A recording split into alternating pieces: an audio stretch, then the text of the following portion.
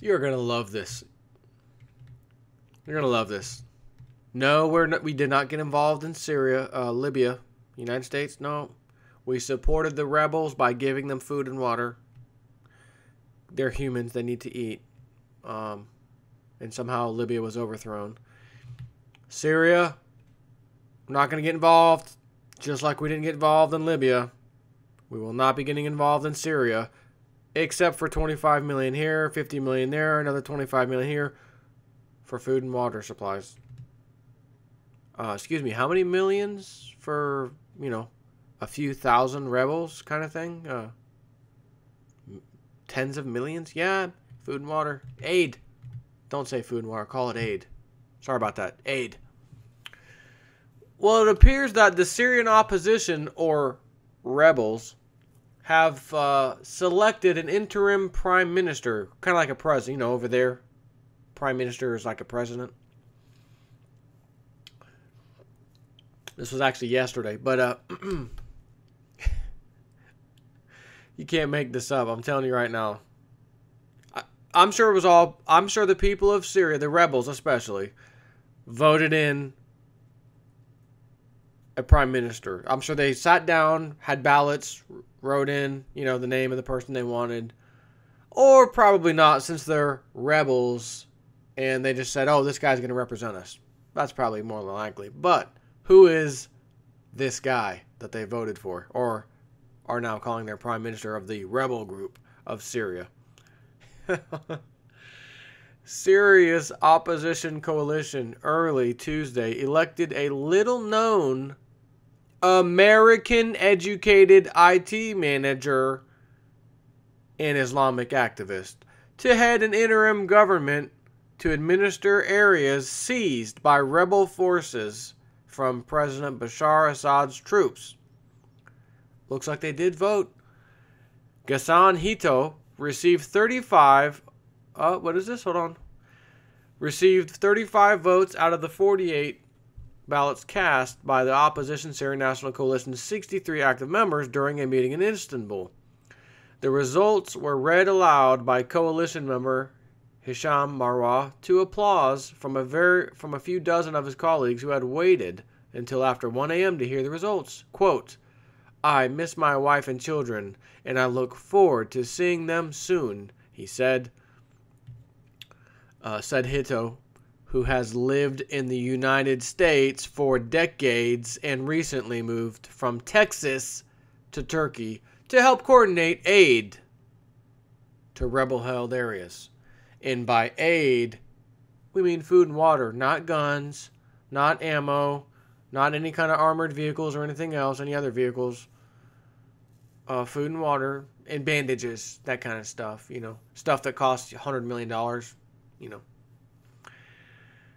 And here we have people out of jobs in America being told, oh, you make minimum wage and you're the only one working in your family and you got 5 people to feed, whatever it is.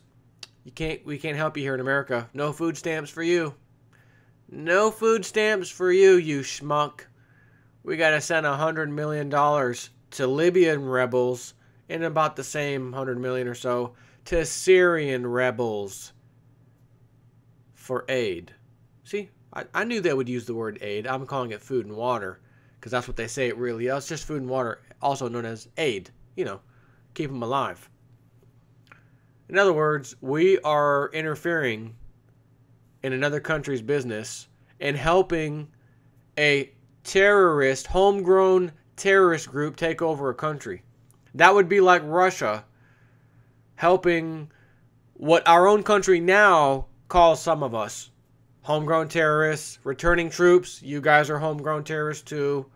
Anyone that doesn't like the TSA, you're a homegrown terrorist, etc. You like guns? You like assault rifle? You're a terrorist, homegrown terrorist. They'd be like Putin sending aid money to help those of us or whoever in America fight the government, basically. Literally fight with guns, like a civil war. Because that's what this is. This is what's happening in Syria. Guns against guns, right? This opposition party against the government. We are aiding, and it doesn't matter if it's food, aid, a bandage, a piece of sand as a gift. to somebody, doesn't matter. We are interfering with another country, period, and are actually helping it get overthrown by what we would call right now terrorists. We're helping terrorists. But even out here in the middle of nowhere, Tennessee, I can look out that window, listen carefully.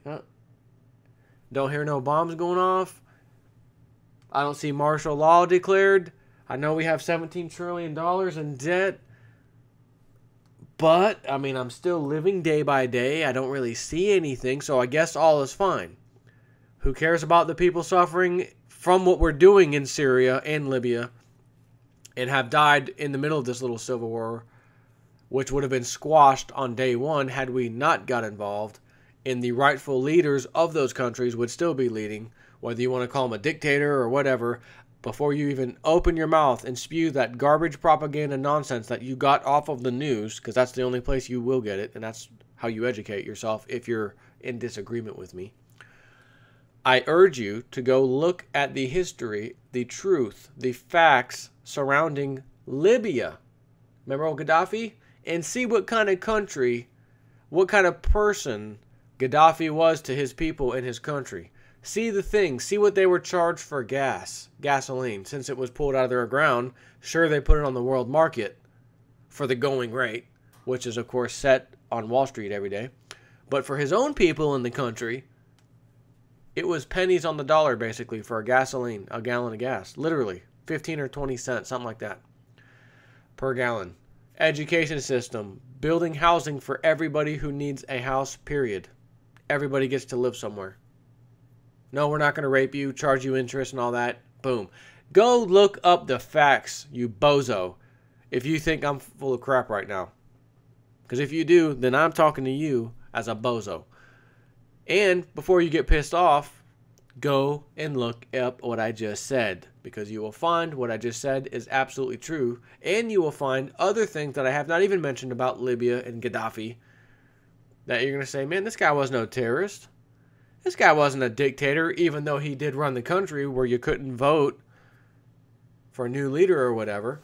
He was the right kind of guy and did the right things. And that's all that really matters. The problem happens when you get a bad guy in there who you can't vote out.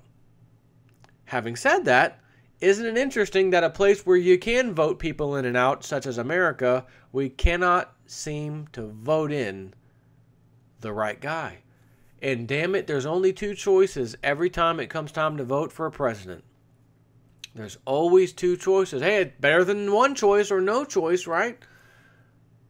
But no matter which choice we choose, nothing changes. We're still over in Syria and Libya. And I'm hearing, I thought we were done in Iraq. Iraq's old news. We rebuilt it and helped them, and it's a better place now. And I'm hearing about bombs going off and killings, and as if we were, as if this was 2004 or something. Unbelievable. So the Syrian opposition has voted in a Texan. They have voted in a United States Texan, specifically, to lead as Prime Minister of the rebels.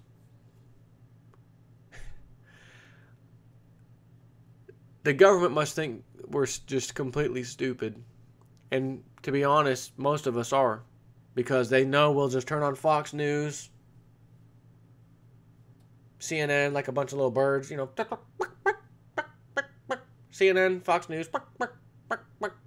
Okay, got my news for the day. My country kept me up to date. They wouldn't lie. And I heard something on the radio the other day, just like yesterday, actually. And they were talking about the propaganda coming out of North Korea about, against the United States. They were showing their whole country films that they put together, of course, propaganda films, about how bad it is in the United States. Trust us, if you could see, I know we lock everything down here in North Korea, but if you could see, it's bad over in America. It's really bad. As a matter of fact, we've got some footage we want to show you. And they put this thing together to trick the people in North Korea into thinking how bad it is. They're saying all the birds, we become so hungry and destitute in this country that all of the birds are gone. We've eaten them all. That's how bad it's gotten in America. And the radio host, it was some country station, maybe not out here in Tennessee, Froggy 104 or something like that, I think they call it.